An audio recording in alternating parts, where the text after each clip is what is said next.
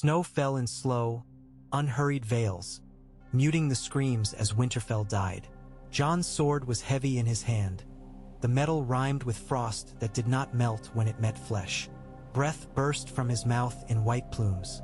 The world narrowed to the blue blaze of dead eyes and the sound of steel failing. He cut down a corpse that wore the face of a man he'd once trained in the yard. He stumbled over a body he didn't look at too closely because he knew it wore the braid of a girl from the kitchens. The horn sounded once, then cracked into silence as if the wind had broken it. Above the courtyard, the weirwood branches clawed at the sky. Their red leaves turned black beneath the pall of unnatural night. The gods would burn, and yet it did not burn. Orange tongues of fire licked the trunks, then shrank and guttered under the pressure of the cold. The snowflakes that drifted through the smoke did not melt. They spun lazily, glittering like shards of bone. Through it all, he fought his way toward the godswood. The Night King was there. Jon felt it as surely as he had once felt the warmth of Ghost's breath on his hand. A pull like the tug of a leash behind his ribs, drawing him through the chaos of the retreat. Men were running past him, faces wild, armor clattering. Someone grabbed his arm. "Fall back." Grey Worm's voice, hoarse and urgent. "The line is broken, you must." Jon jerked free. "Bran." Grey Worm's eyes flicked toward the heart of the castle, toward the white tangle glimpsed above the rooftops. "He is lost. They are everywhere." But Jon was already moving, shouldering aside men and whites alike. He didn't count his cuts anymore. His arm moved on memory, muscle, and drill, the simple answers of steel. For every corpse that fell, 2 rose. For every friend who shouted his name, another voice was swallowed by the roar of the dead. He burst from between buildings into the godswood, boots sliding on crusted snow. The air here was different, brittle and bright, as if it might shatter if he breathed too hard. The ancient trunks of the trees looked like pillars of pale stone, and the heart tree loomed above them all, its face twisted in a crimson grimace. Beneath its branches, the Night King stood. Bran was in front of him, still in his wheeled chair, blankets soaked with snow. His face was calm, eyes unfocused, looking somewhere else, until the Night King's hand closed around his throat. Jon shouted, but the sound died as a ghost in the frozen air. He had known this calm terror once before, in a different snow-choked clearing. He saw a hand raised and an army rise with it, dead by the thousands, summoned like dogs. He remembered eyes like chips of bright sky, hollow as mirrors. He had known then that this was not a man who could be reasoned with, nor an enemy who could be bargained into retreat. This was a force as raw and simple as winter. The Night King turned his head as Jon approached, as if he had been listening for him. Jon raised Longclaw. The Valyrian steel trembled in his grip.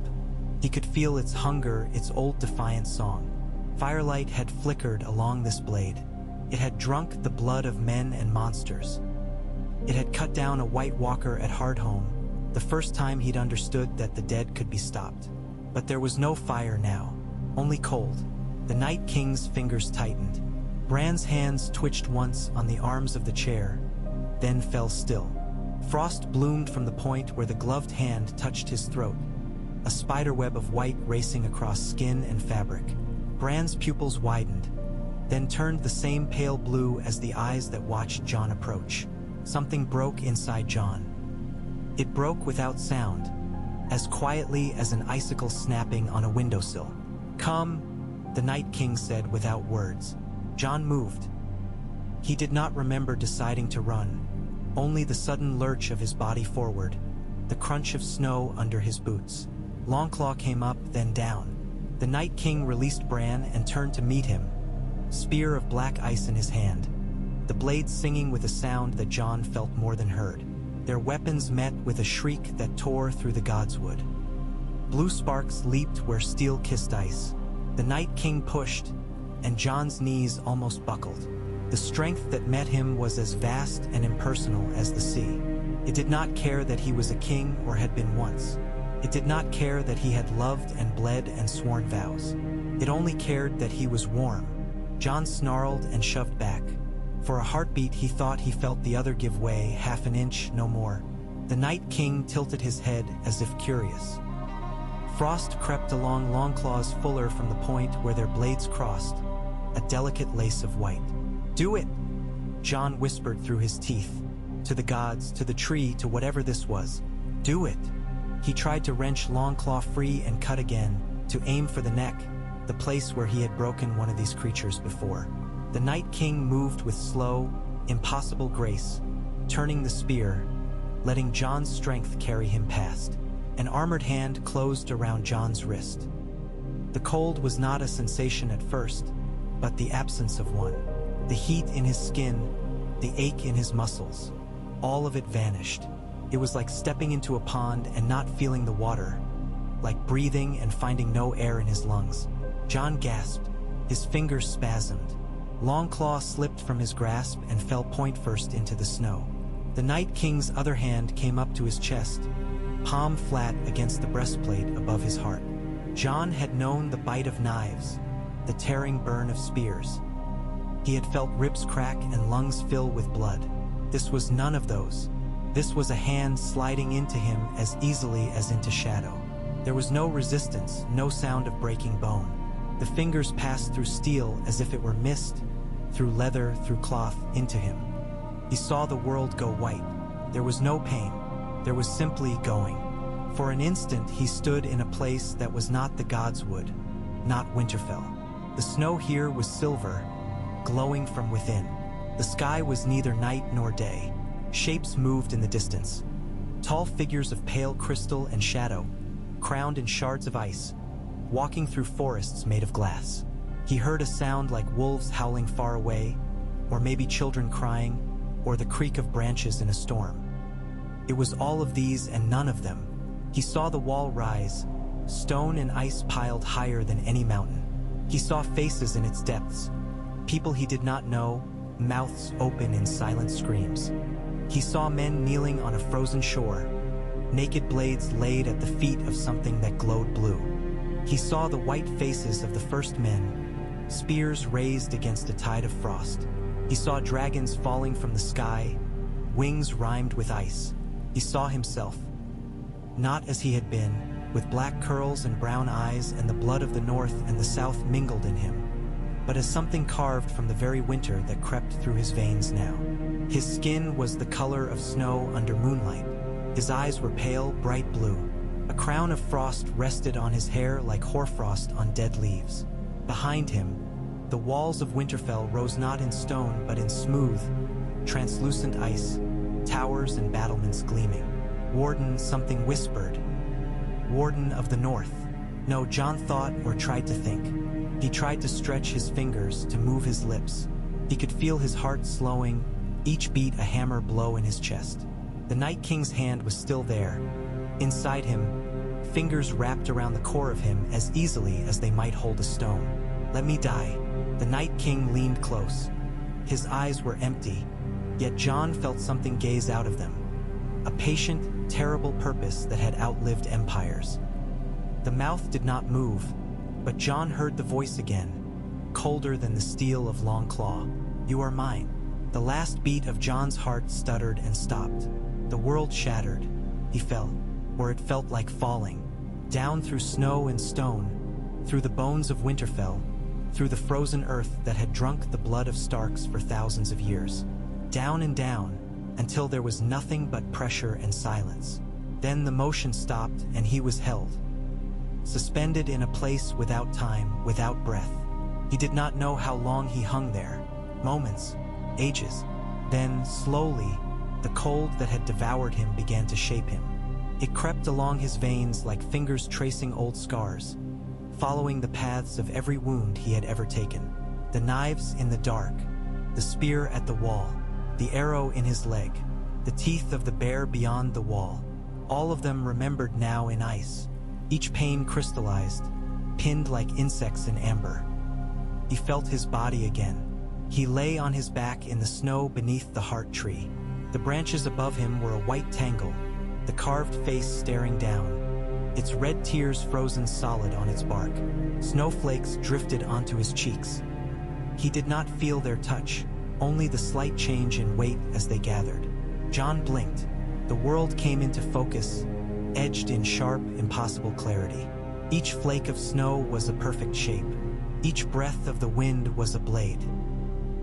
He saw the ghost of his own breath hanging motionless in the air above his face, then fading, not from heat, but because the air itself swallowed it. He sat up. His armor no longer hurt. The dents and cuts were gone, the leather patches whole. The black wool of his cloak was stiff with frost, yet when he moved it flowed around him like water.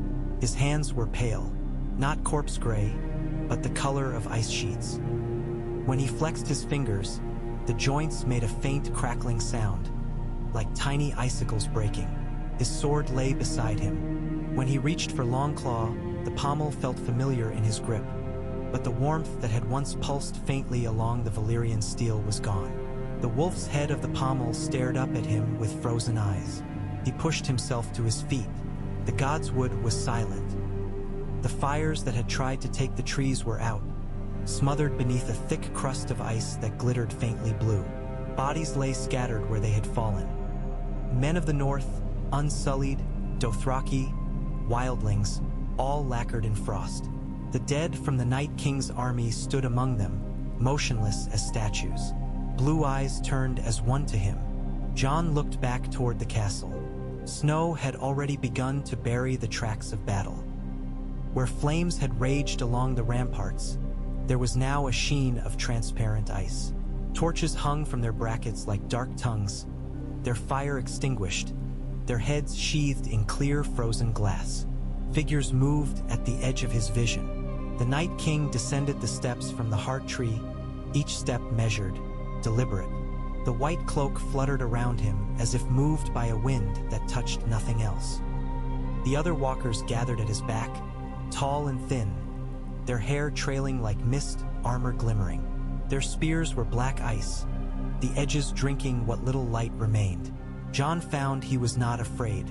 The part of him that would have trembled, that would have thought of Sansa's face or Arya's, of Sam's laugh and Ghost's fur, of Daenerys's eyes when she looked at him, that part felt very far away, as if behind a wall of thick glass. He knew abstractly that he had loved these people, that he still did, perhaps, but the knowledge did not drive his heart faster, because his heart no longer moved. The Night King stopped a few paces from him. Jon straightened, his hand tightened on Longclaw's hilt.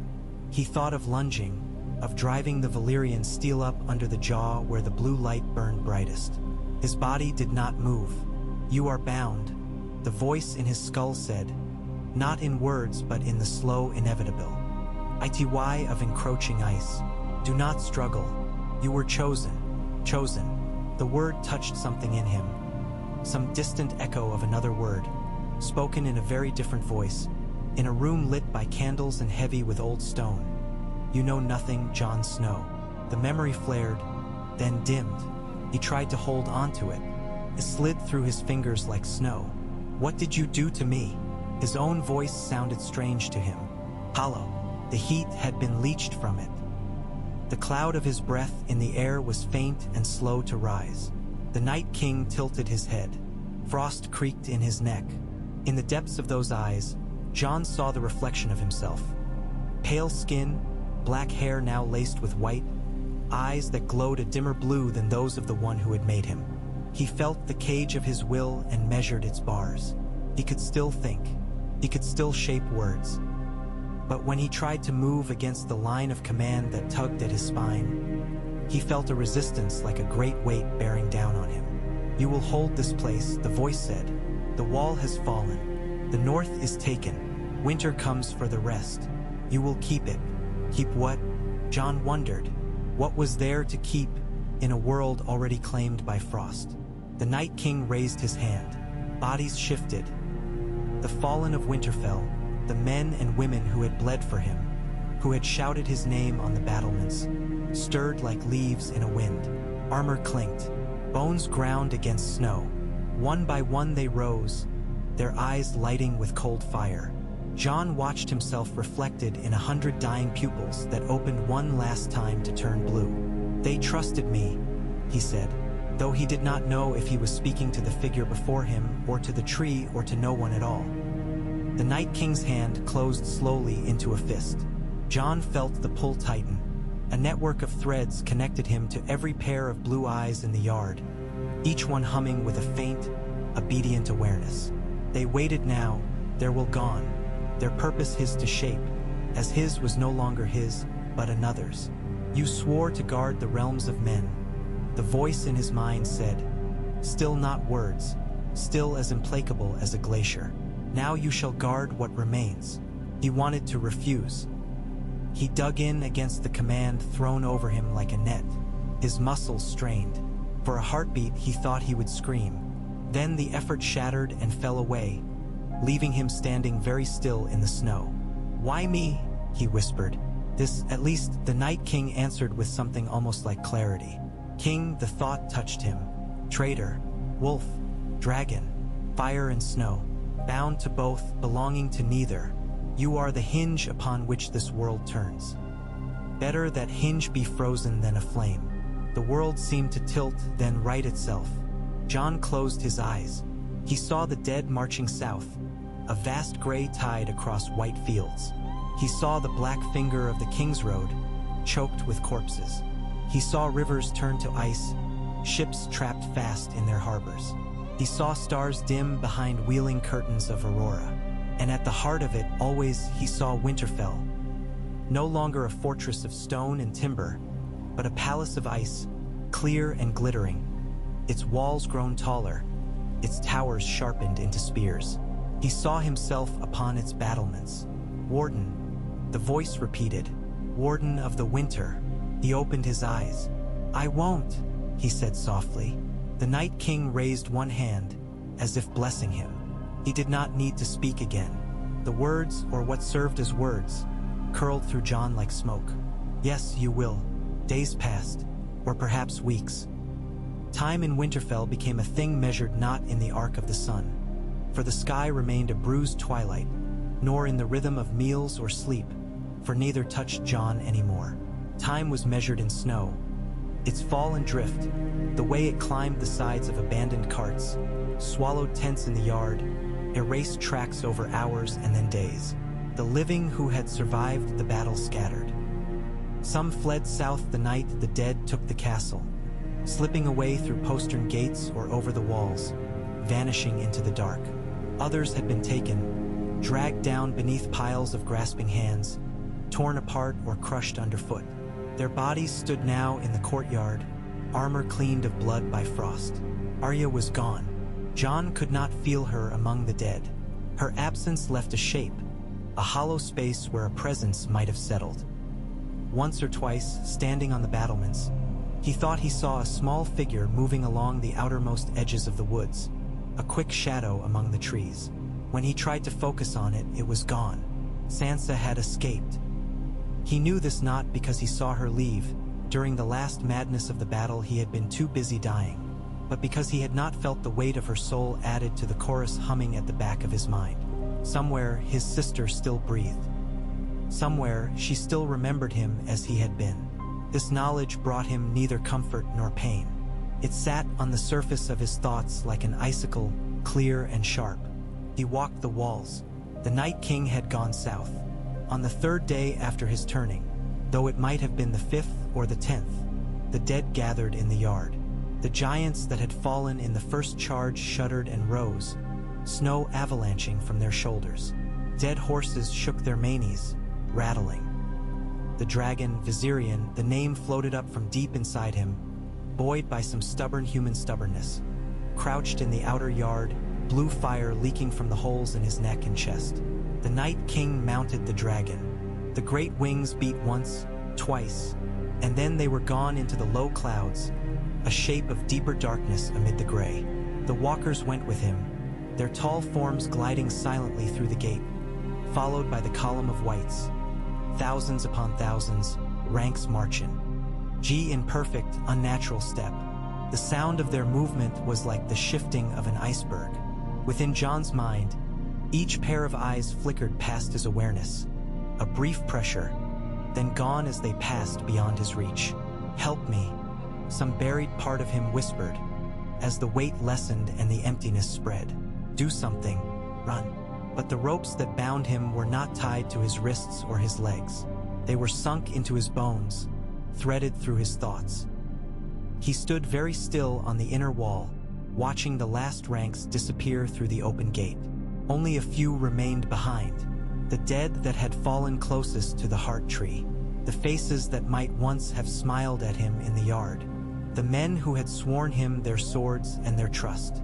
They ringed the castle now in a silent guard, at the gate, on the walls, in the towers. Their eyes gleamed softly in the half-light. "You will hold it," the Night King's last thought in his mind had promised. "Until all is ours." So Jon walked the walls. He did not feel the cold. He did not feel anything, not in the way he once had. But sensations remained. He could tell when the wind blew harder by the way it combed the snow on the battlements, pushing it into drifts. He could see when clouds thickened, dropping the light from ghostly gray to bruise dark. He could hear the tiny crackle as ice spread over stone, growing thicker each day. Winterfell transformed around him. What had once been rough, practical walls, patched and repatched over centuries, became smooth as if a giant hand had run along them. Ice grew like crystal, filling in gaps, smoothing stones, clinging to turrets and merlons. The towers thickened with layers of translucent frost, swallowing banners and gargoyles. The castle's silhouette sharpened, edges becoming spears and knives. Water froze solid in the wells and cisterns, yet still it climbed, forming silent, glassy columns that glowed faintly from within. The gods would become a forest of glass, leaves locked mid-rustle, branches sheathed. The heart tree's red face vanished beneath a coating of white crystal, its eyes turned into opaque knots. In the great hall, the banners of House Stark hung stiff and brittle. Frost crept along their seams, making the dire wolf's sigil glimmer as if caught under ice. The tables stood empty, cups scattered on them, plates frozen with the scraps of half-eaten meals. Here, in this hall where his father had once sat and where he had been named king in the north by men pounding their fists and shouting his name, Jon now stood alone. The first time he stepped onto the dais, there was no intention in it. His feet simply took him there, following a path worn into his mind. Where his father had sat, where Robb had, where Sansa had, where he never had. He turned and faced the hall. Empty benches, dark hearth, the hanging banners. His hand closed around the back of the great carved chair. The dire wolves snarled from its arms, snow packed into the grooves of their snouts. He remembered looking up at that chair as a boy, craning his neck, thinking it impossibly high, fit for giants. Now it felt small. He did not sit. He stood there for a long time, hand resting on wood that held the memory of 1,000 grips. Ghost padded into the hall. The sound of claws on stone echoed in the silence. Jon looked up sharply. His hand tightened on the chair. The direwolf's white fur was dusted with snow. His red eyes glowed, not with the eerie blue of the other dead, but with the same steady, living light Jon remembered. Frost clung to his whiskers. His breath clouded before his muzzle. Ghost stopped halfway up the hall and stared at him. Jon felt something crack inside him. For a heartbeat, the cold faltered. Memory rushed in. Warm fur under his hand, the weight of the wolf at his side in deep winter, the way Ghost had curled against him when he bled out in the snow of Castle Black's yard. "Ghost," Jon said quietly. The name left his mouth in a ghost of steam. The wolf tilted his head. He had no command over the animal. Jon could feel the bonds to every dead thing in the castle, could tighten them with a thought, could make them move. But Ghost was not among them. Ghost was outside, separate. The threads that connected them were older, subtler, woven from years of shared nights and hunts rather than magic. He could not make Ghost come. He could only wait. Slowly, the dire wolf padded forward. Jon did not move. He was afraid that if he did, the moment would break, the wolf would bolt. Ghost's paws left prints in the thin layer of frost on the floor. His breath puffed in soft bursts. His ears were forward, his tail low but not tucked. He stopped at the foot of the dais and sniffed. Jon dropped to one knee. The movement felt slower than it should have. His body was stronger now, faster, but sometimes it resisted his own choices until he forced them through, like pushing a blade through thick cloth. He lowered himself until his eyes were level with Ghost's. The wolf's nose brushed his cheek. He felt nothing. No warmth, no damp. Only pressure. But the gesture itself struck him harder than any blow. "I'm still me," Jon whispered, and did not know if he was telling Ghost or himself. Ghost huffed softly. He leaned in and nuzzled Jon's jaw, then pulled back and shook himself, scattering snow. He sniffed at Jon's hands, at his chest where the Night King had pierced him.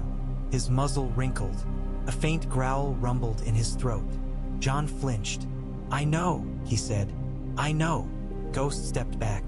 He stared for a moment longer, ears flicking as if listening to something Jon could not hear. Then, with a final huff, he turned and padded toward the great doors. Jon surged to his feet. "Ghost!"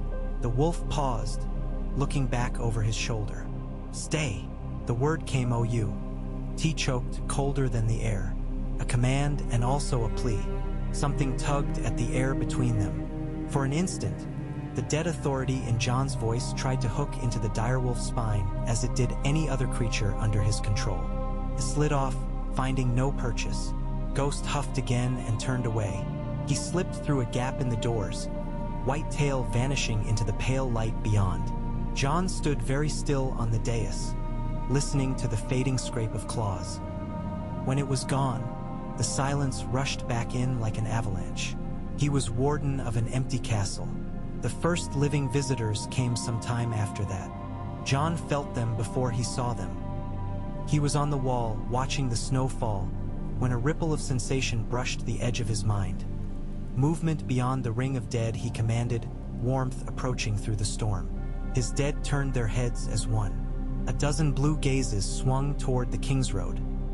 Jon stepped closer to the crenellations and peered down through the eddying veil of white. At first he saw only the vague shapes of trees and stone. The fields beyond Winterfell's walls were white, flat, unbroken. Then the snow shifted, and he glimpsed a line of darker shapes slogging up the road. Riders and men on foot, wrapped in thick cloaks, heads bowed against the wind. Banners fluttered above them, stiff as boards. He squinted, sharpening his focus until the sigils resolved.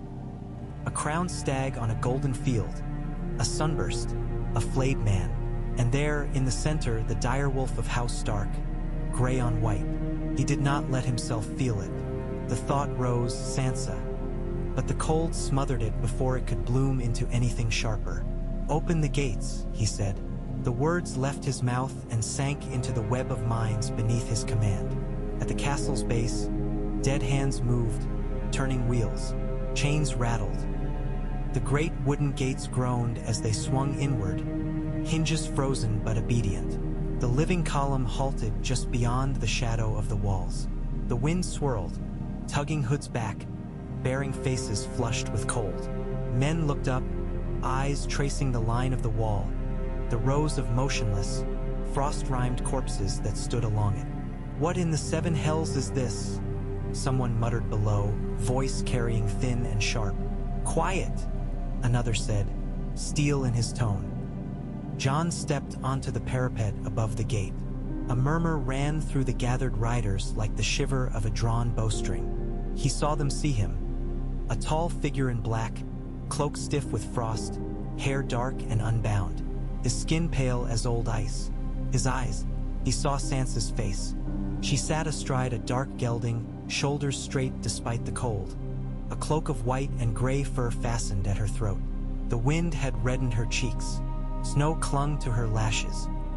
Her hair, copper as fire, streamed behind her. Her eyes met his. For an instant, the cold faltered. "Sansa," he said, and the name echoed down to the yard, though he had not raised his voice. She flinched as if struck. "Jon!" Her voice was barely more than a breath, but he heard it clear as a bell. The men around her stared up at him, hands falling to sword hilts. Some made the sign of the seven. Others touched charms at their belts, fingers clumsy with thick gloves. "Is it a trick?" A man in golden armor shouted, horned helm gleaming faintly under its rime of frost. "Lord Gendry Baratheon," Jon's hollow memory supplied. The boy he had once knighted, now a man with a stag on his chest. "He's dead," muttered another, eyes round. "I heard. I died before," Jon said down to them. His voice carried strangely, the wind cutting around it. "It didn't take." Sansa kicked her horse forward. Her men moved to block her, then froze when she raised a hand. She walked the gelding to the very shadow of the gate, just beyond where the snow was stained faintly blue by the light spilling from within. She tilted her head back, staring up at him. "What have they done to you?" she demanded. He had no answer that would comfort her. There was no jest to make, no shrug to offer. He was not the boy who had once stood below these walls and looked up with envy at his siblings riding along them. He forced himself to step forward, resting his hands on the cold stone of the Merlin. "Winterfell stands," he said. "Does it?" Sansa's voice did not tremble. The years had honed it, given it steel. "Look at it, Jon." He looked. The castle rose around him, beautiful and terrible. The walls shone like polished glass. The towers speared the lowering sky. Frost lace traced the edges of every stone. Icicles hung like knives from the eaves. Beyond the inner walls, the gods would glittered, frozen utterly. "Winterfell stands," he repeated. Sansa's gaze softened for a heartbeat, and he saw the girl she had been, the one who dreamed of songs and golden-haired princes. Then it hardened again. "Under whose banner?" she asked. "Under whose will?" He knew what she wanted him to say. He knew what he needed to say, what the thing inside him compelled him to say. "Under mine," he answered. A murmur went through the men around her. Some part of him detachedly noted their shock, their suspicion. Snow swirled between wall and yard, blurring their faces for an instant. "You ride with Southron lords," Jon said, his eyes flicking toward the banners of the Baratheon stag, the Tyrell sunburst, the flayed man of the Dreadfort. "You have their spears at your back." "Why?" "Because what you once warned us of is here," Sansa replied. "The Dead March, the city's fall. White Harbor is gone. Moat Caelin's been taken. Ravens from the riverlands speak of snow in summer." She lifted her chin. "We came to see what had become of our home, of you." The word struck him harder than it should have. "You. I am here," he said. "You are not you," Gendry cut in. Face flushed. Ice clung to his beard. "Whatever you are not the man who gave me my title." Jon looked at him. "Would you rather I had let you kneel nameless?" he asked. Gendry's jaw clenched. He glanced at Sansa, then back at Jon. "I'd rather you were not wearing that face to speak to us in his name." "Lord Baratheon," Sansa murmured, but her eyes never left Jon. "Enough." The flayed man banner shifted as its bearer stepped forward. The man beneath it wore thick fur over dark leather, his hair cropped close to his skull. This was not a Bolton Jon recognized from his youth. The old line had died out, flayed in turn. This must be some new lord, raised in the chaos that followed. "My lady," he said, "this is folly. That is not a man. It's a white in your brother's skin. Burn the castle and go." "And what will you burn it with?" Jon asked mildly. "Torches?" He looked around at the snow, at the ice, at the breath of the men rising in thin, troubled plumes. "There is no fire that burns hot enough, not while our master's will lies upon it." Sansa's eyes narrowed. "Our," she repeated. Jon felt the cold clamp down hard. He straightened. "There is nothing for you here," he said. Each word scraped his throat. "Go south. Winterfell will stand." Sansa drew breath, as if to argue, then stopped abruptly. Her gaze shifted to something beyond him. Jon turned. On the wall behind him, the dead stood in a neat line, Blue's eyes bright in pale faces. He saw men he had once played at swords with in the yard, a boy who had once begged him for stories of the wall, a woman who had plucked geese in the kitchens and sang while she worked. Their jaws hung slack. Their skin was stiff under its lace of frost. Sansa's voice, when it came, was not steel now, but glass. "Will stand as a monument to what exactly?" "The North," he said. "The North is its people," she shot back. "Not just stone and snow." Jon said nothing. Silence stretched between wall and yard. The snow fell, soft and relentless. "Let us in," Sansa said finally. "Let us bury our dead." The cold flared. No, it was not a word, not really. It was the snap of a command inside his skull, a tightening of bonds. His hand twitched on the stone. "Turn back," he said. Sansa's fingers tightened on her horse's reins. "We have journeyed far," she said. "We come under the banner of House Stark. This is my home." "And mine," Jon answered. The words tasted like ash. "I cannot let you pass." "Cannot?" she repeated, and something broke in her face. Not the hard outer shell, but something behind it. For an instant he saw the girl in the godswood, clutching his arm as father unsheathed ice. "Or will not." His jaw clenched. If he let them in, they would die. The Night Kings will lay over Winterfell like a shroud. Any warmth that entered would be smothered. Their hearts would slow, their breaths falter. They would join the ranks of the blue-eyed watchers along the walls. Perhaps that was the plan. More dead for the army when it returned. More souls bound to the chain. He wanted to tell her that. He wanted to explain that this refusal, this cruelty, was a twisted mercy. But every time he tried to shape that thought into words, the cold shifted, like a weight repositioning itself on his chest. The explanation died in his throat. "Go," he said. Her eyes shone, not with tears, those would have frozen, but with a rage that had kept her alive through so much. "You once told me we needed to fight for the living," she said. "Is this your way of doing that now? Shutting us out to freeze on our own?" "If you stay," Jon said quietly, "you will not freeze alone." Something flickered across her face, a crack in the armor of her anger. She studied him, eyes narrowing, as if trying to see past the ice that coated him. "Is there anything left of you in there at all?" she asked. "Yes," he said. She swallowed. "Then remember who you are, Jon," she said. "You are my brother. You are Ned Stark's son, no matter what your blood says. Winterfell is not a tomb." He did remember. He remembered running through these yards as a boy, long before the dead had ever seemed more than stories told to frighten children.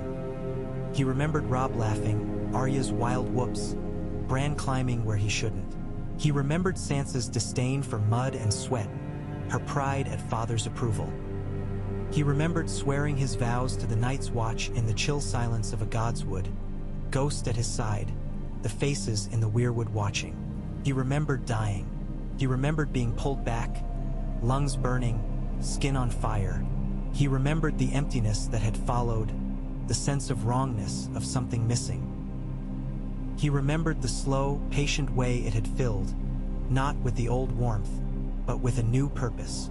Now he remembered the cold hand in his chest, fingers wrapped around the core of him, squeezing gently. "I am the Warden of Winterfell," he said. The words fell between them like breaking ice. Sansa stared at him for a long heartbeat. "Then you are lost," she said softly. She turned her horse. The men around her shifted, weapons rattling. Gendry threw Jon one last look, a tangle of betrayal and grief on his face. The Bolton Lord spat in the snow. They began to withdraw. Lady Sansa, one of the men near her, murmured, "Where now?" "South," she said without looking back. "As far as there's still green in the fields." The column pulled away from the gate. Jon watched them go. As they passed beyond the range of his dead's eyes, he felt the faint warmth of their presence dim. The webs of cold power that stretched from him to the corpses along the walls twanged and settled. Snow closed over the tracks of hooves and boots, erasing their passage. He stayed on the wall until the last flicker of movement vanished into the whiteness. Then he turned and walked into his castle. In the months that followed, the world narrowed. The Night King's presence brushed his mind occasionally, a distant pressure like the promise of an approaching storm. Through that link, Jon saw flashes of what happened beyond Winterfell's icy cocoon. King's Landing shrouded in snow, its red roofs white, its alleys choked with drifts. The Blackwater frozen from bank to bank, ships trapped in grasping ice. The Red Keep glittering, its high towers rimed, banners frozen stiff. He saw men in golden armor stand atop the walls, breath pluming, eyes wide, as a dragon of pale fire circled overhead. He saw the Night King descend on a city of 1,000,000 souls. He saw the dead rising in streets, in manses, in flea-bottom hovels. He saw the Red Keep's throne room. The Iron Throne looked very small under the press of frost. Once, he saw a woman standing before that throne, hair black as a raven's wing, eyes like polished amethysts, dragons carved along the line of her jaw. She wore no crown. For a moment Jon thought it was Daenerys. Then she turned, and he saw the truth. A different woman, younger, with a Stark's face shaped by Valyrian steel. He blinked, and the vision twisted, fracturing like a frozen stream under boot. The Night King's attention shifted, that thread severed. He saw the reach under snow, fields that had once glowed with golden wheat now a flat, endless white. He saw the Greyjoy ships trapped in ice-choked harbors, their black sails torn by winter winds. He saw rivers stopped in their courses, fish frozen mid-swim. Always he saw the dead. They marched without rest. They did not tire or hunger. Cities that had stood for centuries fell in days. Castles that had withstood generations of siege surrendered in hours, their defenders' bodies added to the ranks. Through it all, Winterfell stood. Some nights.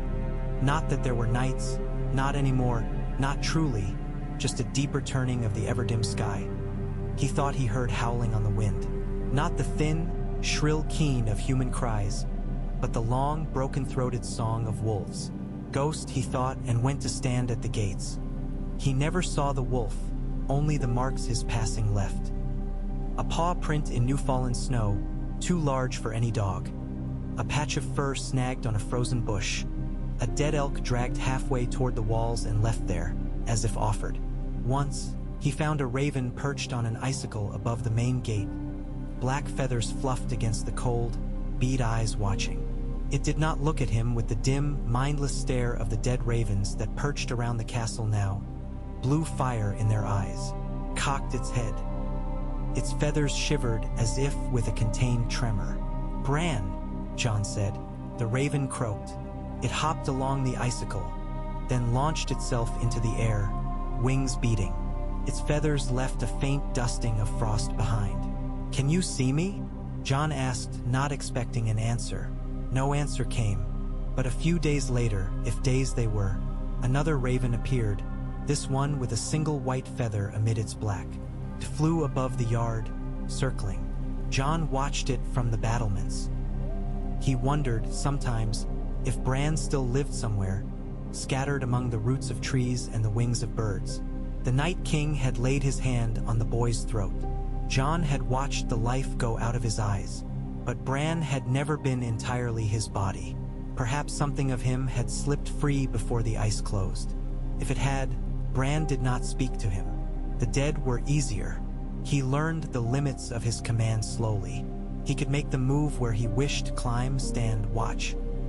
He could send them out beyond the walls in small parties to hunt, then call them back. He could make them dig, their hands unfeeling as they clawed at frozen ground. He tried once to make them weep. He gathered a dozen of the dead who had been Stark men in life, black cloaks stiff with frost, white direwolves embroidered at their shoulders. He lined them up in the yard before the heart tree. He stood before them, Longclaw at his side, and reached.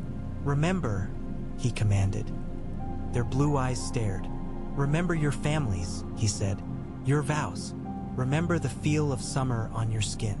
He pushed the words into them, pouring thought through the bond. He imagined laughter, the crackle of a fire, the warmth of wine. He imagined wives and children, mothers and fathers, brothers and sisters. He imagined the feel of a sword in hand, the weight of a cloak. Their eyes flickered faintly.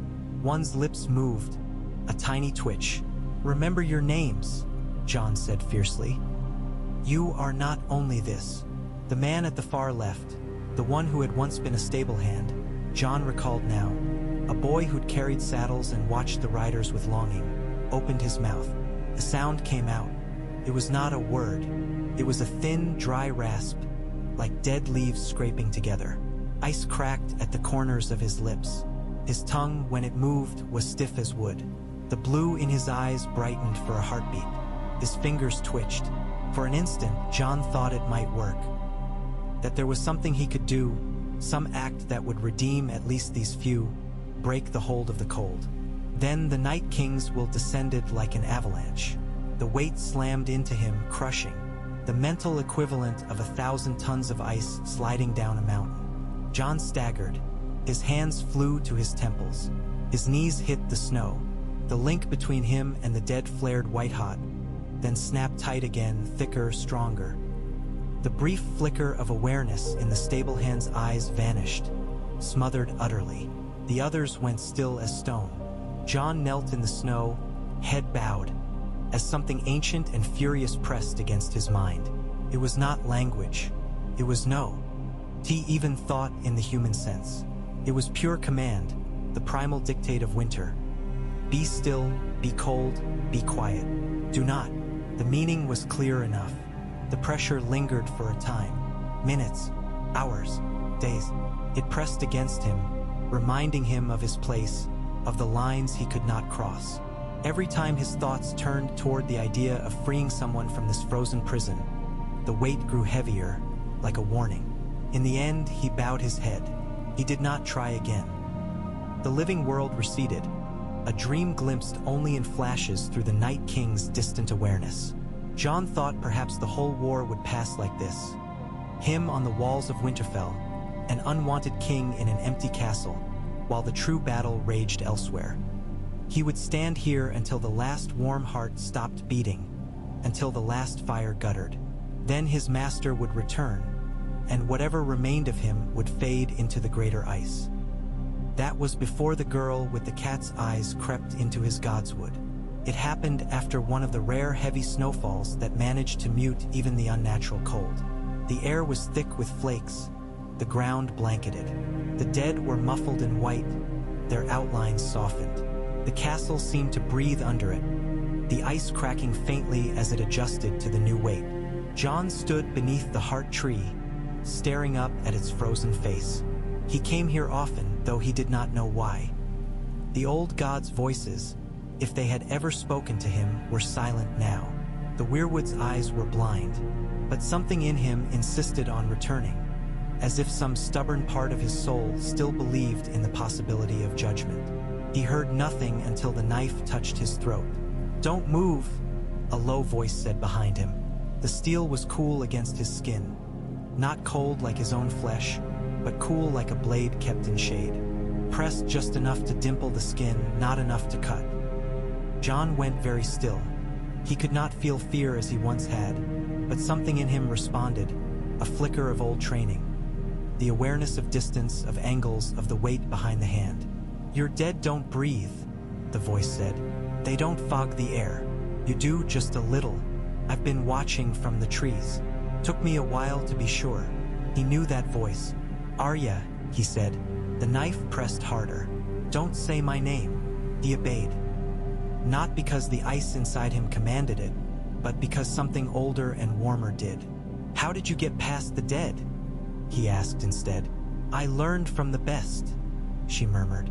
In his mind's eye, he saw her as she had been. A small, wild creature darting through the corridors, with sword in hand, hair in her eyes. He had stolen her a real blade once, slim and deadly, just her size. Needle. She had stabbed him with it in practice more times than he could count. The pressure at his throat lifted. He turned slowly. Arya stood a few paces behind him, feet planted lightly, body poised. She wore leathers that had once been black, now gray with frost. A cloak of patchwork furs hung from her shoulders. Her hair was shorter than he remembered, chopped roughly to her jaw. Her eyes were the same, Dark, sharp, taking in everything. She held a dagger of pale metal in one hand. He recognized it. Valyrian steel. The dagger that had once been meant to kill Bran in his bed. The dagger that had killed Littlefinger. The dagger that, in another life, in another turning of the wheel, had killed the Night King himself. Seeing it, the cold inside him flinched. "You shouldn't be here," he said. "Everyone keeps telling me that," Arya replied. "I've never been much good at listening." "How did you?" "Your dead walk in patterns," she said. "It took me a few days to learn them. They're not clever. They don't expect someone to go over a roof and through a window when there's a perfectly good corridor." She cocked her head. "You're not going to shout for them?" "I could," he said. "But you're not." Her eyes narrowed. He looked at the dagger. "You came to kill me," he said. Her mouth twitched. "I came to kill him," she corrected. "But he's off somewhere south, playing king of the world." She shrugged one shoulder. "So I thought I'd start with his pet. Is that what I am?" "Are you something else?" she countered. He didn't answer. She paced a slow circle around him, like a cat around something that might yet bite. Her gaze flicked up and down his form. The pale skin, the eyes, the lack of any visible wound where the Night King's hand had entered. "You look like you," she said. "Mostly. Eyes are wrong. Skin. You're too still." "I'm trying not to move too much," he said. "I think it makes people nervous." She snorted, a quick, brief sound. "You're dead," she said without malice, just stating a fact. "And yet here you are talking." "So are you," he said quietly. She blinked. "What?" "You're the girl who stuck a sword through my armor the first time we sparred," he said. "Who made me bleed in the yard in front of the others. You're the girl who stood in the Godswood and asked me if I'd take you with me to the wall." He tilted his head. "But that girl is gone. So are you. So am I. But here we are talking." Her jaw tightened. "That's not the same," she said. "No," he agreed. "You got the better end." She made a small, bitter noise. "I don't know about that." They fell silent for a moment, the frozen face of the heart tree looming above them. "You know why I'm here," she said finally, fingers tightening on the dagger. "Tell me if it will work." He looked at the blade. "I don't know. You killed one of them once," she said. "At Hardhome. With that." She nodded at Longclaw at his hip. "If Valyrian steel kills them, will it kill you?" He considered. "I think so," he asked. "Or it will kill what I am now. Whether there's enough left of who I was for it to matter." He shrugged. Her eyes searched his face. "Do you want me to?" she asked. The question hung between them like a blade. He thought of the threads connecting him to the dead around the castle. He thought of the Night King's will heavy upon him. He thought of Sansa riding away through the snow, face hard. He thought of Ghost's warm breath, the Raven's dark eyes. He thought of a boy on the wall, standing his first watch, shivering, heart pounding. "Yes," he said. The cold inside him roared. The sound was not in his ears. It was in his marrow, a rushing like a river boiling under ice.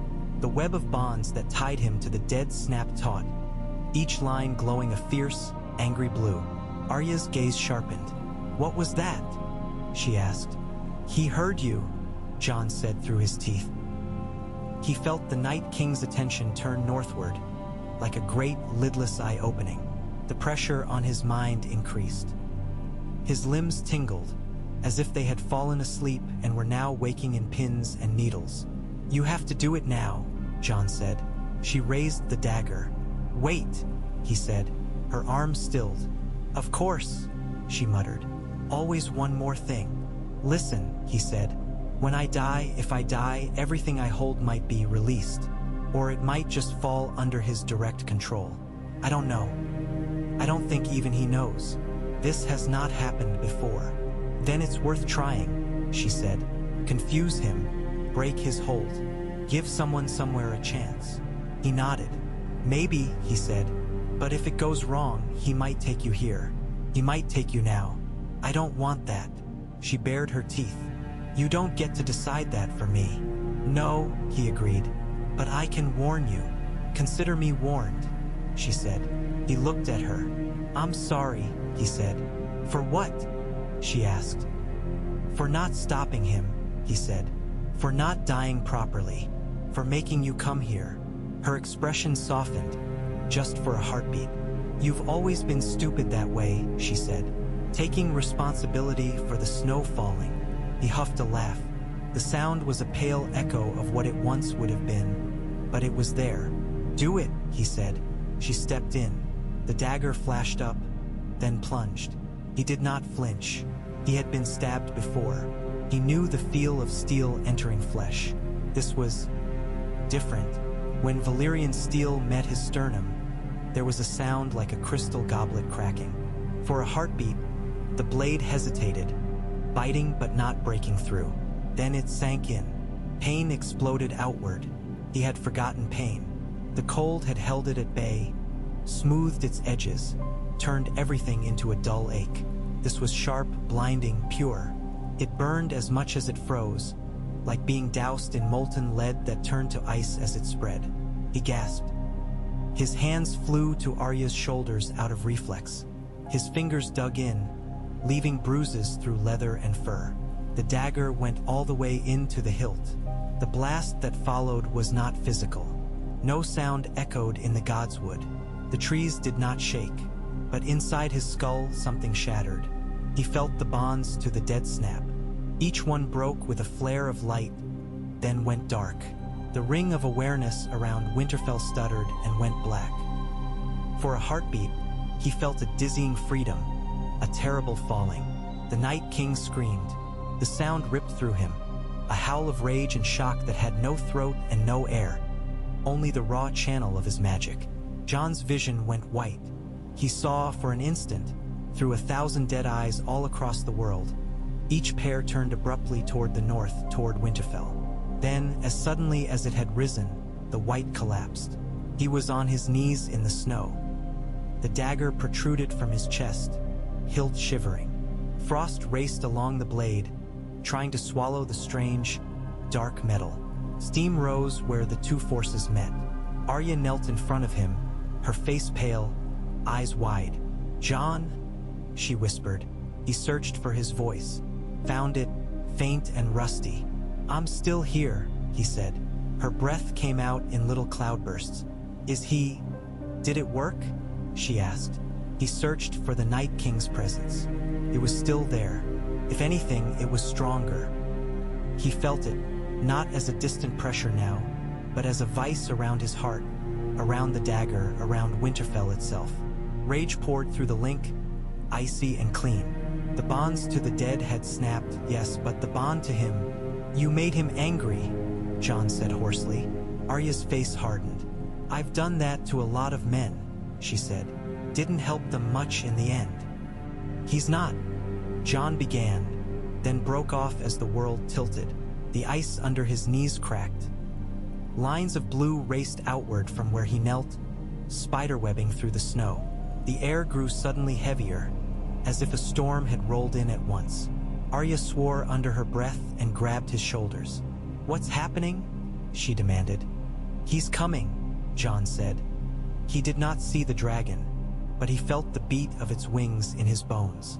He felt the air tear as the dead thing dropped from the sky, a streak of cold fire. He felt a presence at the edge of his awareness, bright and implacable, speeding north. "He's leaving the southern front," Jon whispered. "Coming here. Coming now." "Good," Arya said, eyes flashing. "Saves me the trouble of going to him." He stared at her. "You can't face him," he said. "You alone? With that?" He nodded at the dagger still in his chest. "I've faced worse with less," she said. "There is nothing worse," he said. She bristled. "You sound like a priest," she said. "I sound like a man who's been inside his head," Jon said flatly. She hesitated. "How long?" she asked. He tilted at his head, listening. The beat of wings grew louder. The sky above the gods would darken, the dim light flickering. "Not long," he said. She looked down at the dagger. "Can you move?" she asked. He flexed his fingers. Pain roared through him, but his limbs answered. "I think so." "Then get up." She yanked him to his feet. He swayed. The dagger sang in his chest, an odd, faint vibration. Each breath was a labor. Frost spiderwebbed out from the wound, but the Valyrian steel at its heart glowed with a faint, dark warmth. "I thought that would kill you," Arya said, eyes scanning his face. "So did I," he said. "Sorry," she said. "Don't be," he replied. She snorted again, shaking her head. They staggered out of the God's Wood together, through a forest of frozen branches. As they passed under the gate into the inner yard, snow began to fall harder, flakes thick as feathers. The air crackled with cold. The dead along the walls stirred. Without Jon's command, they moved stiffly, like puppets jerked by clumsy strings. Their heads turned in unison toward the sky. Their blue eyes brightened. The first crack of thunderless noise split the air. Viserion dropped out of the clouds like a spear. His wings were torn and ragged, rib bones visible beneath tattered membrane. His eyes burned blue. White fire leaked from the wounds that had once killed him. He hit the ground in the outer yard with a force that made the ice jump. The Night King slid from his back. He landed lightly, as if stepping off a stoop. The ice under his boots did not crack. His cloak billowed around him, a swirl of white. His eyes found Jon immediately. The pressure on Jon's mind became a crushing weight. He staggered. Arya's hand shot out, gripping his arm. "Stay on your feet," she hissed. The Night King began to walk. Each step was measured, unhurried. The dead in his path parted, drifting aside like reeds in a river. He passed through the main gate without slowing. His gaze never left Jon's. Arya's fingers tightened on the dagger hilt in his chest. "Any bright ideas?" she muttered. Jon's thoughts raced, sluggish and clear at once. The first time he had faced the Night King, it had been alone on a shattered pier at Hardhome, corpses all around, the air thick with the screams of the living.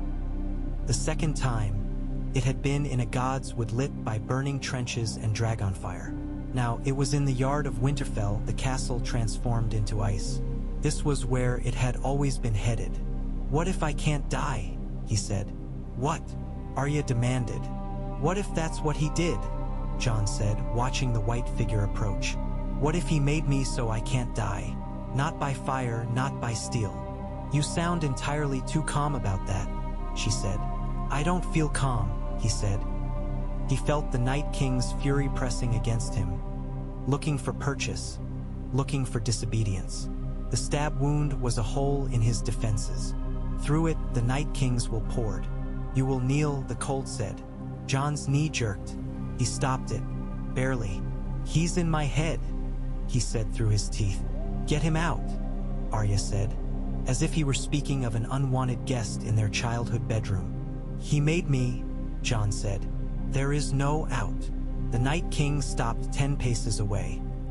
Snow drifted between them, catching in Jon's hair, in Arya's. The dead ringed the yard in a silent, unmoving crowd. Above them, the dragon shifted, tail lashing. The Night King raised his hand. Jon felt his spine arch, compelled. His ankles wobbled. The urge to sink to his knees was overwhelming. It wasn't simply muscle, it was a command at the level of his being. He fought it.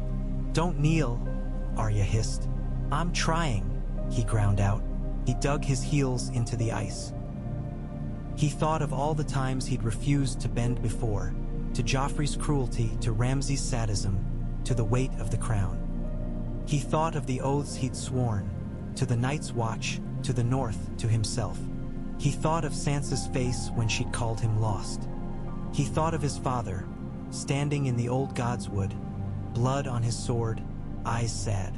The Night King's fingers clenched. Jon's body bowed. For an instant, he was sure his legs would give. Then the pain in his chest flared, sharp and hot. The Valyrian steel twisted. Jon gasped. The dagger seemed to move of its own accord, grinding against bone, sending a jolt of agony through him. The warmth at its core pulsed. Fire and ice. The phrase rose in his mind. unbidden. Words he had heard somewhere, sometime, perhaps in the murmur of Melisandre's prayers, perhaps in some old song Sam had half remembered from a book. The dagger in his chest had killed a creature of ice once. Now it sat lodged in a creature half ice, half man. He seized it with both hands. Arya hissed. "What are you doing?" "Helping," he grunted. He pulled. Felt like tearing his own heart out. The blade scraped along bone, slicing through frozen flesh. Light flared at its edges, dark and bright at once. The Night King took another step. His hand rose higher, fingers curling, aiming to close around Jon's invisible throat. Jon screamed, not in pain, though the pain was immense, but in effort. He ripped the dagger free. Blood gushed from the wound. For a heartbeat, it was red, human. It steamed in the cold air, spattering the snow. Then it froze. Mid-splash, droplets turned to ruby beads, hanging in the air like jewels. They glittered, caught in some invisible net. The Valyrian steel in Jon's hand pulsed. The warmth inside it was not like dragon fire. It was older, deeper, the strange dark heat of iron in the earth, of forged metal, of blood. It burned without flame, without smoke. Felt in some strange way like life. Ji untightened his grip. The Night King's hand closed. Invisible fingers squeezed around Jon's throat. He staggered. Blue light flared at the edges of his vision. His lungs seized. Arya moved. She rushed forward, low and fast, dagger drawn again, aiming for the Night King's back. Her feet made no sound on the ice. Her eyes were fixed on the place between his shoulder blades. The Night King turned. He had learned. His hand released Jon and snapped back toward Arya. Her body jerked mid-lunge, lifted off the ground by an unseen force. Her arms flailed. The dagger flew from her grip, spinning. "No," Jon croaked. The Night King's fingers curled. Arya's hands clawed at her throat. Frost formed on her skin. Jon moved without thinking. He stepped into the path of the invisible grip, raising the dagger. The cold seized him instead. It was pure, undiluted. The full weight of the Night King's will, no longer filtered through distance or other dead, pinned him like an insect. His limbs locked, his jaw clenched so hard his teeth cracked. Frost raced across his face. The Night King's eyes burned. "You would defy me," the cold said. "You who are mine." Jon's fingers tightened on the Valyrian steel. "Yes," he rasped. He stepped forward. The effort was monumental. Each inch felt like pushing through solid ice. The Night King's hand shook with the strain of holding him. The ground creaked under his feet. He took another step. The pressure increased. His vision narrowed to a tunnel. The blue blaze of those inhuman eyes at the far end, the dagger in his hand, the space between the two. "You cannot kill me," the cold insisted. "I have lived since the first men knelt before the children's trees. I have waded through your kings and your wars, through your summers and your songs. I am the end of all things." "Perhaps," Jon whispered, "but I can hold you." He lunged. It was not the precise, graceful strike of a master swordsman. His body moved like it was breaking, like every joint was cracking under the strain. The dagger arced toward the Night King's chest. The hand of ice flashed up to catch it. "Stil met flesh." There was a sound like a glacier calving. The blade sank into the Night King's palm. The world went silent. For a heartbeat, man and monster stood locked. Jon with both hands on the hilt, the Night King's fingers wrapped around the blade. Frost raced along the metal. Dark warmth pulsed up from the steel. Their eyes met. In the depths of that blue, Jon saw not just death, but memory. He saw a man once, long ago, tied to a weirwood tree, eyes wide with terror as children with carved faces rammed a shard of dragonglass into his chest. He saw that man's scream turn to mist. He saw his eyes go blue. He saw centuries of winter, of watching, of waiting, of being bound in ice and roots, unable to move while the world above changed. He saw armies rise and fall, kingdoms born and die. He saw the moment the wall was raised, and the rage that had burned through the bound creature as he felt its magic push him back. He saw the long, patient centuries of planning, of testing, of sending scouts into the lands of men. He saw humans who had begged him for his power, who had knelt in snow and offered their souls in exchange for cold immortality. He saw their eyes go blue one by one. He saw at the last a choice. A half-wolf, half-dragon bastard bleeding out in the snow, a heart beating strong, a soul pulled back from death once already, a hinge, a key. Jon saw himself not as victim, but as part of a design. "I won't be your key," he said. He drove the dagger deeper. The warmth in the Valyrian steel surged. It was not a blaze, but a tide, heavy and inevitable, poured up the blade into the Night King's hand, into his arm, into his chest. Where it touched, ice cracked. Where it spread, blue light sputtered. The Night King's eyes widened. For the first time, Jon saw something in them that was not cold certainty. He saw surprise. He saw fear. He also saw understanding. "If I die," the cold whispered, "you die with me." Jon bared his teeth in something like a smile. "Good," he said. He pushed. The dagger punched through the Night King's hand, through the thin armor of ice over his chest, into the core of him. For an instant, nothing happened. Then the Night King shattered. It began at the point of contact. Cracks spiderwebbed out from the dagger's entry, racing across his chest, up his neck, down his arms. His flesh turned clear, then opaque, then crumbled.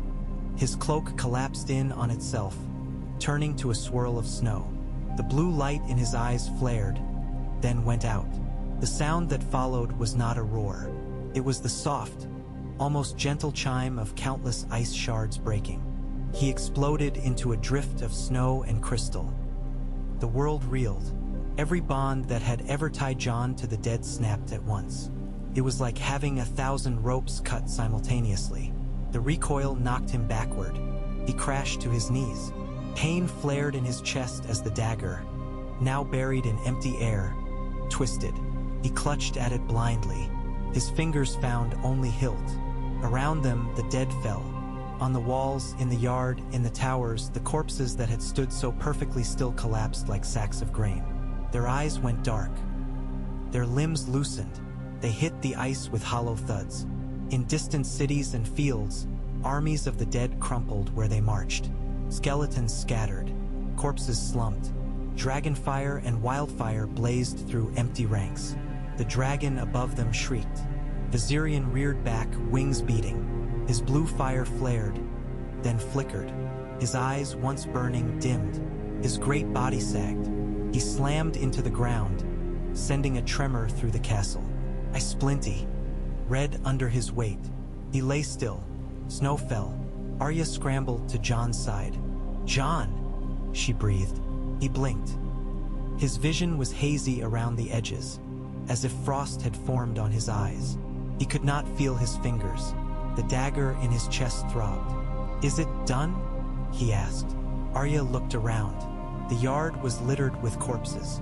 Not moving, not glowing, just bodies, their unnatural animation gone. Some had been dead for days, months, years, their flesh gray and shriveled. Others were fresh, faces recognizable. She recognized some of them. Her throat tightened. "It's done," she said. Jon nodded slowly. "Good," he said again. Blood, real red blood, seeped from around the dagger. It spilled onto the ice, steaming. His breath came in ragged gasps. "Wait," Arya said sharply. "Don't you dare." "I think," he coughed. Blood flecked his lips. "I think it's my turn now." She grabbed the hilt of the dagger. "Maybe," she said. "Maybe not." She glared at him. "You die too much." He huffed a weak laugh. "Third time's the charm," he whispered. "Or the curse," she snapped. She tried to pull the dagger free. He grabbed her wrist. "No," he said. She froze.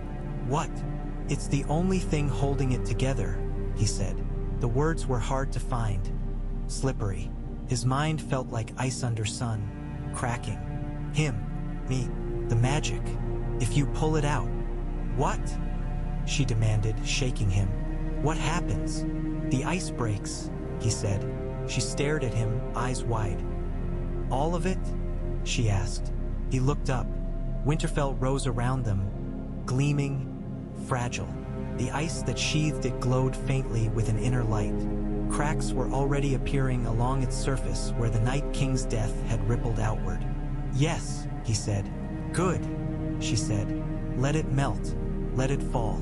We'll ride south. We'll find the others. It won't melt, he said. It will go. All at once. The magic. The walls his mine. The old spells. The things that held the long night in check as much as they bound it. You're not making any sense, she said. He squeezed her wrist weakly. Bran would understand, he said. Sam too. They'd put it in a book. Sam isn't here, she said. Bran is a bird somewhere. I have you. Explain. He drew in a ragged breath. The wall stood because of him, he said. Not just against him, but with him. Opposite forces. Ice and fire. When one falls, the other weakens. Jon, she said warningly.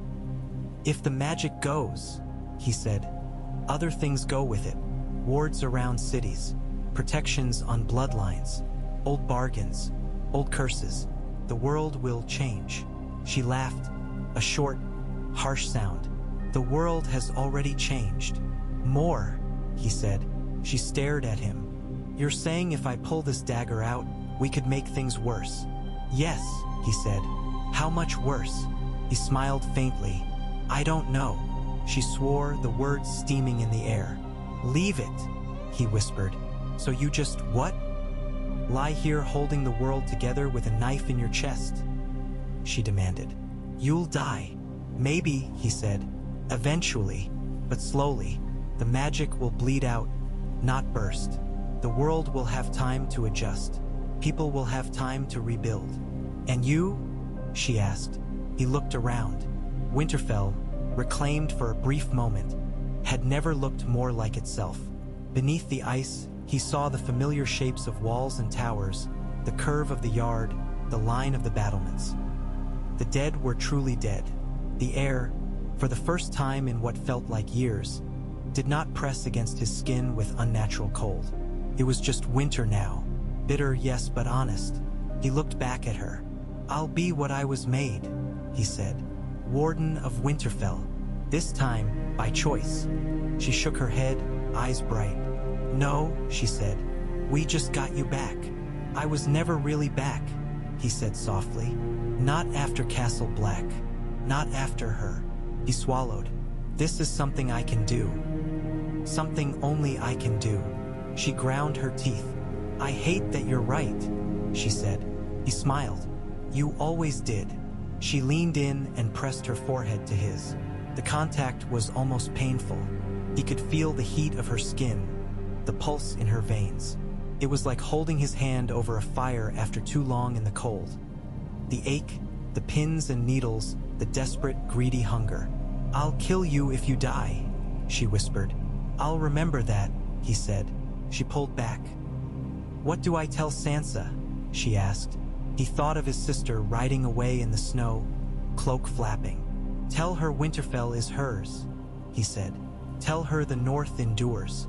Tell her, I'm sorry I won't be there. Again. Arya nodded once. You can tell her yourself, she said. I'll send her to you. Stubborn fools belong together. He huffed a breath. Go, he said. She looked at the sky. Snow continued to fall, but lighter now. It was just weather, no longer an army's cloak. She sheathed her own dagger and rose. You always were the worst brother, she said, voice rough. He watched her walk away through the fallen dead, her small figure straight, feet sure. Thank you, he said. She did not look back. He felt the knife in his chest settle. The pain dulled, not to nothing, but to something he could bear. The warmth in the Valyrian steel pulsed in time with a slow, strange rhythm deeper than his own faltering heartbeat. The ice around them hummed in answer. He closed his eyes. He felt the magic that had once bound the Night Kings will spread out through him instead. It flowed into the ice sheath around Winterfell, into the dead dragon's massive form, into the lingering spells in the old stones. Settled. He held. Seasons turned. Eventually, the heavy, unnatural winter broke. It did not happen with a crack or a roar. It happened in small things. A drip of water from an icicle, a patch of stone showing through on the south-facing wall, the distant cry of a bird that was not a raven. Jon stood on the battlements when the first true thaw came. His hair was more white than black now, laced with frost that never fully left. His skin was pale, but there was color in his cheeks. His eyes, once bright blue, had softened to a strange gray, like ice under cloud. The dagger still sat in his chest. He had learned to live around it.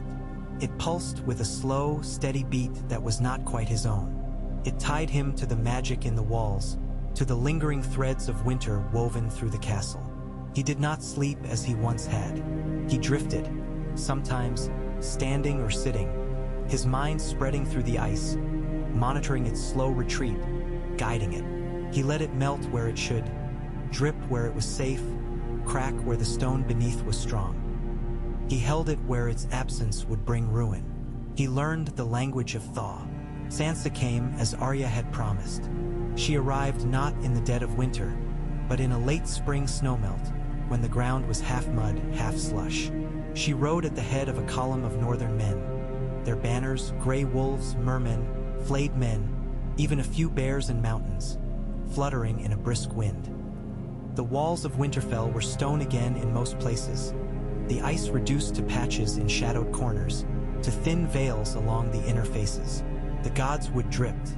The heart tree's red eyes stared out from beneath a lace of thawing frost. Jon met her in the yard. He did not stand on the wall this time. He stood where he had once stood to greet Robert Baratheon, where he had once watched Ned Stark leave, where he had once knelt himself to be named king. He waited.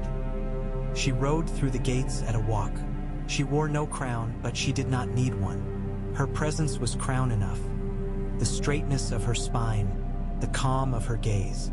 Her hair was bound back in intricate braids, threaded with small pieces of metal shaped like dire wolves. She swung down from her horse without waiting for a squire.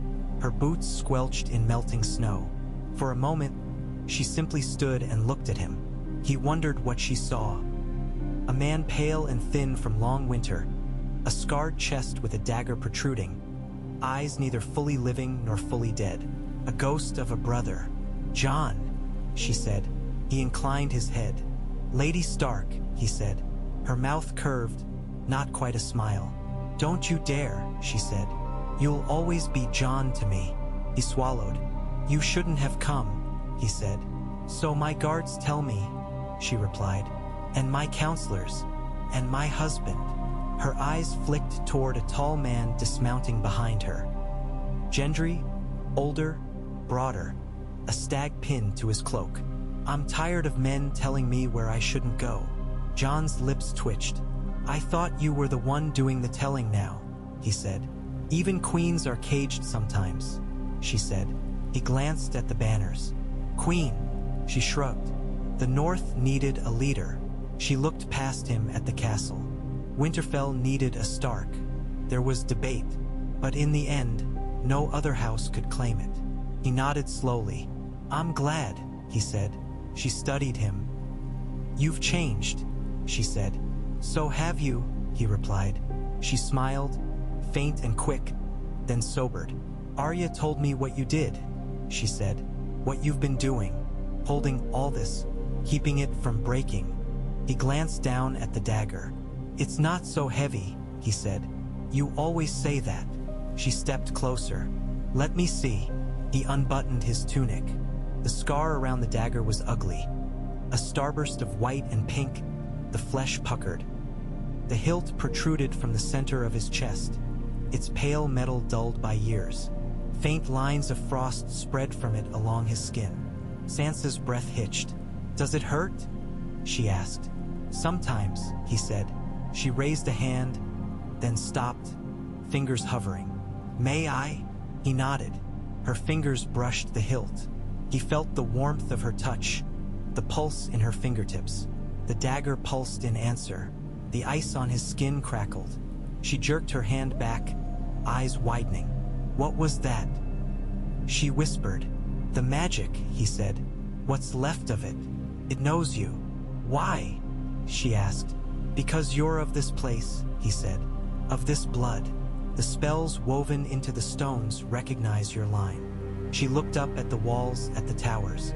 It feels like home, she said slowly, and like something very old watching.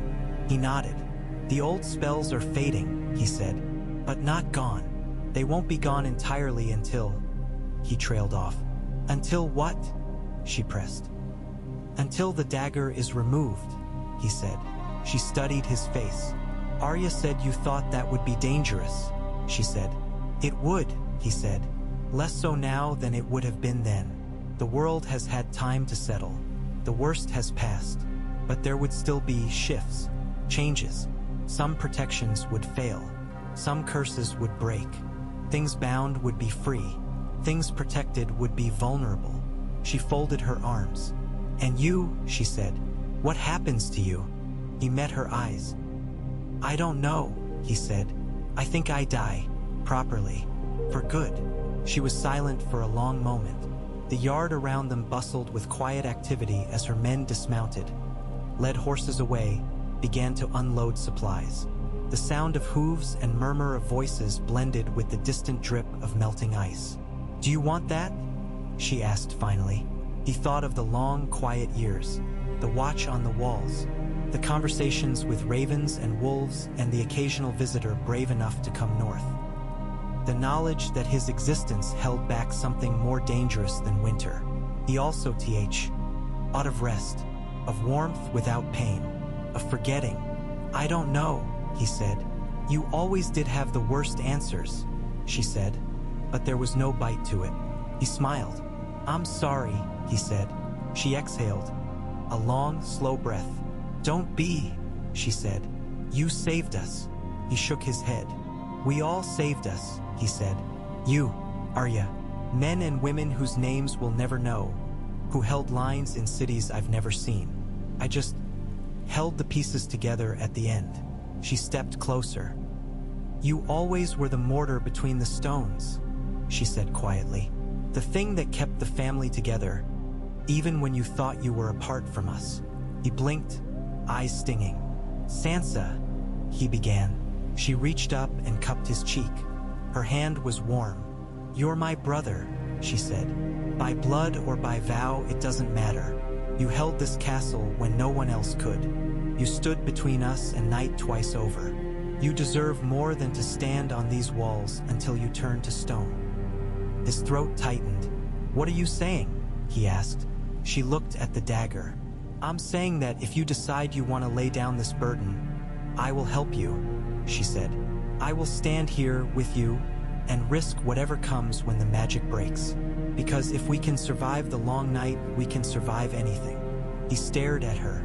Sansa, he said, you don't know. I know enough, she cut in. I know there will always be something. War, famine, mad kings, dragons, dead things. If we live in fear of the next storm, we never leave the cellar. Her hand tightened on his face. You taught me that, when you came back, stubborn and stupid, to fight for Winterfell the first time. His lips curved. I remember a rather good speech about how we're never safe in our own homes if we let monsters take them, he said. She smiled. It was a very good speech, she said.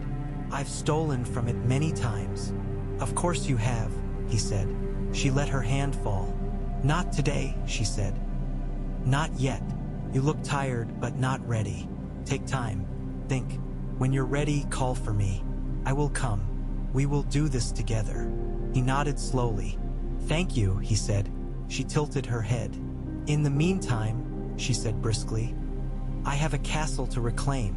These stones have had enough of an icy king. They need a warm queen for a while. He huffed. You'll find the castle more stubborn than you remember, he said. The ice still likes to have its way. So do I, she said. He watched her walk away, to greet her men, to begin the work of turning a frozen fortress back into a home. In the months that followed, Winterfell changed again. Smoke rose from the chimneys once more. Fires burned in the great hall. The sound of hammers rang from the forge. Children's laughter echoed in the yard, shrill and wild. As new Stark and Baratheon offspring learned to throw snowballs at each other, the ice retreated further, but never entirely. It clung to the deepest parts of the cellars, to hidden corners of the godswood. It ran in hair-thin veins through the stone, visible only to those who knew to look. Jon walked its paths. Sometimes he felt like a ghost in his own home, watching life flow around him. Men saluted him with respect, even awe. Women nodded politely. Children stared with wide eyes. Stories about him had grown in the telling. The Warden of Winterfell, they called him now in half-whispers. The Icebound Lord. The Knife King. The one who killed winter but kept a piece of it in his heart. He did not correct them. At night, if night it could be called, though the seasons were slowly returning to their old patterns, he stood on the walls and looked north. The tundra beyond the castle, once a roiling mass of dead, was still. Snow lay soft and unmarked, save for the tracks of wolves and deer. The aurora danced overhead sometimes, thin fingers of light. Stars burned clear. He felt the magic in the land like a fading song. The notes grew fewer each year. Someday he knew the last chord would fade. The last thread would snap. The world would be nothing but itself. Stone and water, flesh and blood. No more old powers whispering beneath. Perhaps that would be a mercy. Perhaps it would be a loss. He had time to think on it. One day, years later, when Sansa's hair was threaded with gray and Arya's skin was lined from sun and wind, when the children in the yard were teaching their own children how to throw snow, Jon stood in the godswood with his sisters. The heart tree's red leaves shivered overhead. The air was crisp, but not cruel. The dagger still rested in his chest. He had learned to live with it. The pain was a familiar ache now, like an old scar. The magic it held had dwindled, though not vanished. The ice in the castle was thin and reluctant. "It's time," he said. Sansa and Arya looked at each other. "Are you sure?" Arya asked. "You don't get to change your mind after." "I've been thinking for 20 years, he said dryly. "It's enough."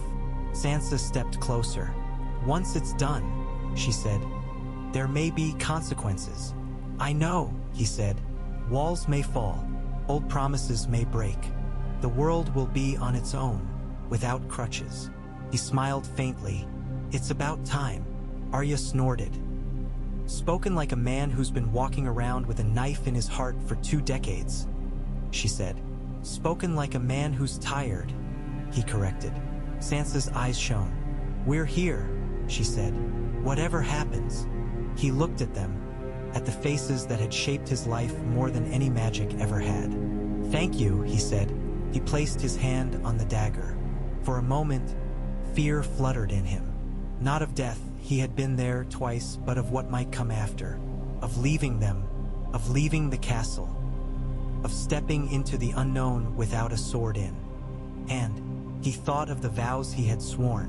Night gathers, and now my watch begins. He had dragged that watch far beyond the wall, beyond the life of any other man who'd spoken the words. He had held back night not just for one lifetime, but for many. He had done enough. He pulled. The dagger slid free. There was pain, yes.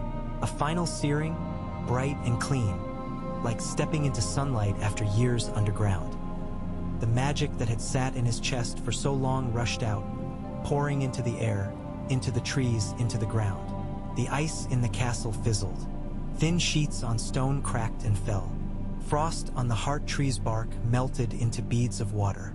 A faint wind stirred, carrying the smell of wet earth and leaves. Sansa staggered, hand going briefly to her head. "Do you feel that?" she gasped. Arya braced herself, teeth gritted. "It's like someone loosed a bowstring that's been pulled for too long," she said. Jon felt it all. He felt old wards snap and fade. He felt the remnants of the wall's magic crumble into dust.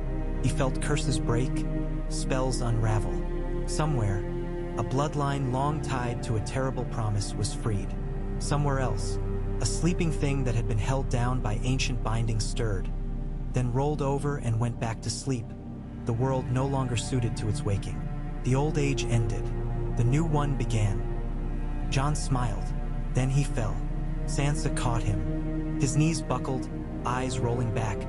But she and Arya held him up, one under each arm, the dagger clattering to the roots of the heart tree. "Jon," Sansa said, voice shaking. "Jon." He blinked. For a moment, everything was dark.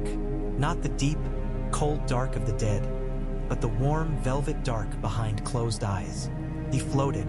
Then he opened his eyes. The world came into focus.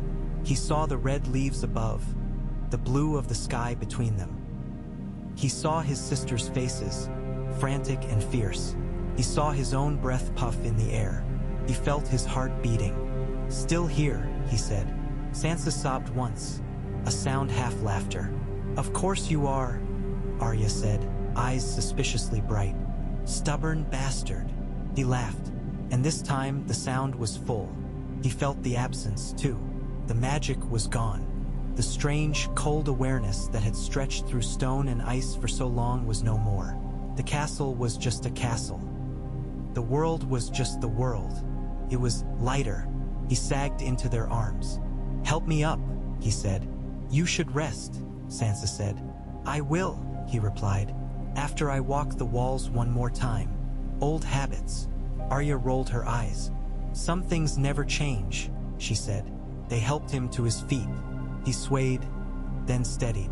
Each step hurt in a new way. Muscles unused to being only flesh, joints unused to bearing weight without magic. His chest ached. His lungs burned. It was glorious. They walked together out of the godswood, through the yard, past men and women who looked up and nodded, unaware that anything had shifted beyond the usual mystery of gods and kings. Jon climbed the stairs to the battlements. He rested his hands on the stone. It was warm from the afternoon sun. He looked north one last time. The horizon was clear. No walls of ice, no marching dead. Just snow-covered hills giving way, in the far distance, to a faint hint of green where spring would come. He looked south, beyond the courtyard, beyond the outer walls. He could just see the road, muddy and rutted, disappearing over a rise.